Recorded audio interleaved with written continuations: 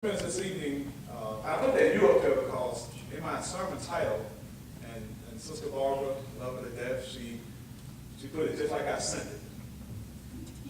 Amen. It says, all suited for the occasion. I got the you. If the you wasn't solid, I just forgot it. So I'm giving it to you now. So the you was not solid, I just forgot it. But the question in the title is, are you suited for the occasion? Taking an opportunity to come from Matthew chapter 22. Matthew chapter 22. And let's go back up, since we got a little time, let's go back up to verse number 1. And Jesus answered, spake unto him again by parables, and said, so Jesus here is speaking about the kingdom of heaven. And he's using parables, and parables are simply familiar truths to help us to understand a spiritual, something that he wants us to understand from a spiritual nature. So he's talking about the kingdom of heaven, and it says it's light, and then he gives reference to things that we are familiar with.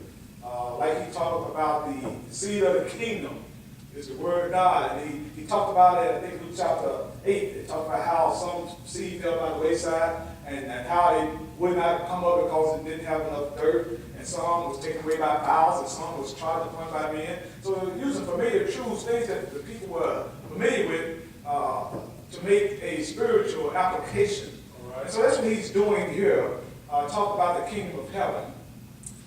And it says in Luke 22, beginning at verse number 1, and Jesus answered and spake unto them again by parable. So he's telling them something about, he's trying to give them some points about the kingdom of heaven, but he's going to use a story here. He says, the kingdom of heaven is like unto a certain king, which made a marriage for his son, Luke chapter 22, and sent forth his servants. Oh, he said, y'all know who I am. Y'all in Matthew, right? Matthew. Yeah, I'm in Matthew 2 now. Okay. I'm saying Luke. Okay, I was saying the Bible student, Brother Poole. Okay. Oh, Brother Poole don't want to look at Matthew chapter 22, right? Verse number 1. And Jesus answered and spake unto them again by parables, and said, other people like, what does he mean? The kingdom of heaven is like unto a certain king, that's what the Bible say, which made a marriage for his son, and sent forth his servants to call them that were bidding to the wedding, and they would not come.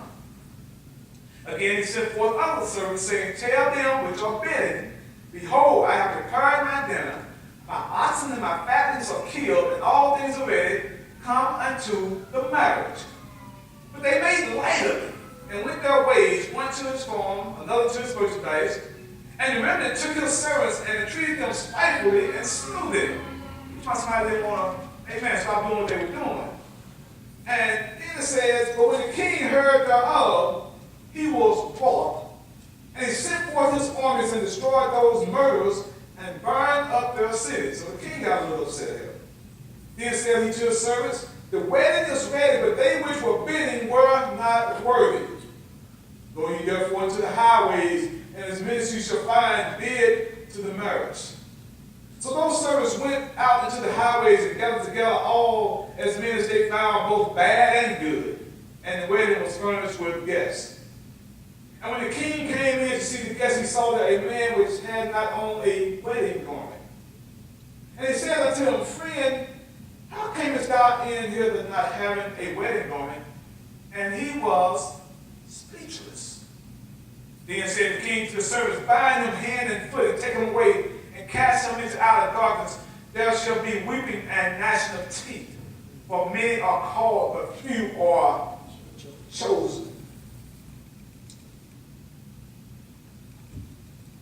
Are you suited for the occasion? Sometimes you are looking at news stories online and things like that. Sometimes a headline will come out at you and you say, well, this will probably be 5 minutes of my life, and I'm not going to get back and reread and see what this is talking about. Lately, I have, for whatever reason, it's caught my attention many stories about weddings.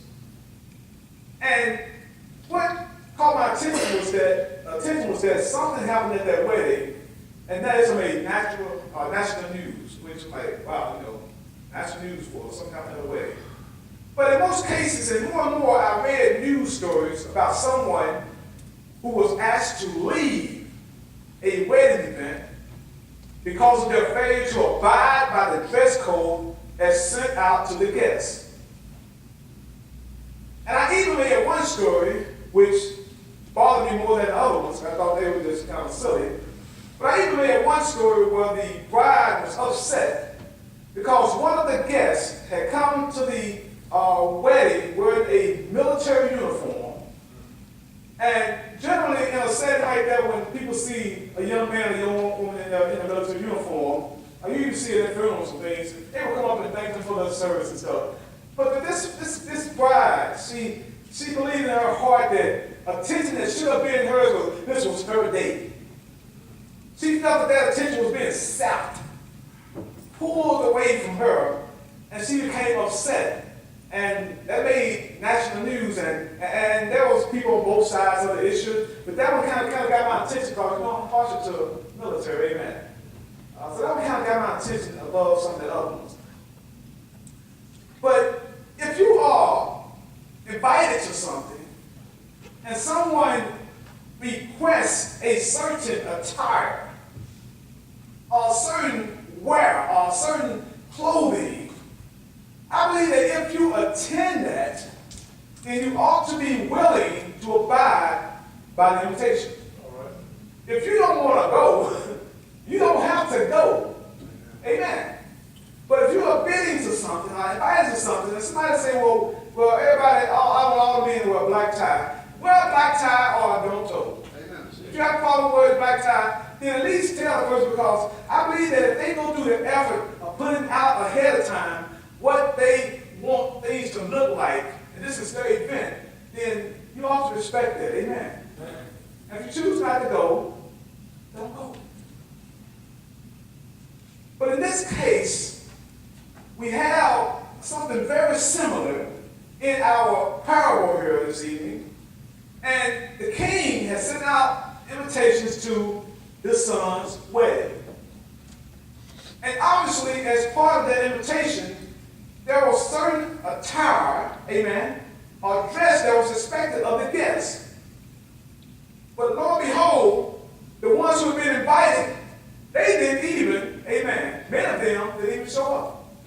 They chose to go to the market and go take care of the cow and different things that they had going on. And they didn't come and embarrass anybody. They didn't come and take away anything. They just simply chose that was on them. So the king said, you know what? Forget about them. Go out and get some more people. Because that's kind of embarrassing, your son having a wedding, okay, and then anybody there, and the invitation been sent out. So the king sits out, he said, hey, go and get the highways. He said, just bring anybody in that place. But even in this event, the king looks around, and what I want us to get from this evening as I prepare to close here, is that I want to encourage us to make sure that we are prepared. Amen? Make sure we are prepared. When the train is pulling away from the station, it's too late to be trying to get your ticket. Right. All on board the train will be saved. Amen. And the train's pulling away, you're trying to get your, amen, you're trying to get your ticket, you're too late. What's wrong? You weren't prepared. You knew the schedule, you knew the departure time, you knew what was expected, but you come up there and the train's pulling away and you're late. I want to encourage us to be where we need to be, spiritually, amen? To be faithful. Jesus says in Revelation 2:10, be thou faithful. It does not mean I'm going to start getting there. Amen. Now I'm going to start working on some things. Now I'm going to start working on some things that's not going to be good enough. He says, be thou faithful unto death. He says you should already be in that condition. If death comes to you, you should already be there. Getting there is not going to be good enough. Are you suited for the occasion? And I want us to think about this as we go throughout this week. And if we see ourselves drifting and getting away from Christ, let's pull ourselves back in, amen? If we see ourselves start taking our coat off too early, put the coat back on. want to take the shoes off, but I'm a little comfortable with these shoes. But Jesus never said it's going to be a comfortable walk to heaven, amen? Amen. He never said this path's going to be, hey, be ready. So still, I'm just saying we got to be ready, amen? We got to be ready. Are you suited for the occasion? Many will be called to holiness, but only those who work out holiness will see the Lord. Many was called, and Jesus closed out this parable saying, many are called, but few are chosen. Many will be called to holiness, but only those who work out holiness, amen, are going to be the ones who are going to say, well done, thy good and faithful servant. And sometimes we have to be in a state of holiness. We have to be in a state of readiness, not just always trying to get there. Always trying to get there. Let's think of our mind and our heart of hearts. I'm going to be there. Amen. I'm going to be at the meeting around the throne. Amen. I'm not going to be on the outside trying to look in. I'm going to be there. We have to make up our minds that we are going to be there. We are going to be dressed. We're going to be ready. I'm talking about in a spiritual sense. We are going to be ready. And we're not going to expect to be there and not have on the right attire, and then someone say, bind them hand and foot and cast them out. It's not a good thing. It's not a good thing. Will the man survive that was in this story? That's a physical sense. We're talking about a spiritual casting out. We don't want to be found cast out. So make sure that you understand that we are called to holiness, but only those who work out holiness will see the Lord. And the second thing about this is that those who have been invited, they had this birthright thing going on, amen? Remember the Jews? If you were born a Jew, you was okay with God, right? You was amongst God's chosen. Right. It's no longer the case now.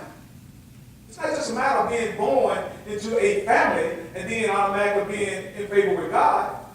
You have to be born into the family, amen, of God. Amen. Which means you have to have on the right attire. You have to have on the right attire. Birthright ceased is now based upon the individual, okay? We have to remember that. We have to have on the right attire. And the last thing is this. Just like that man, I want you to see this verse here.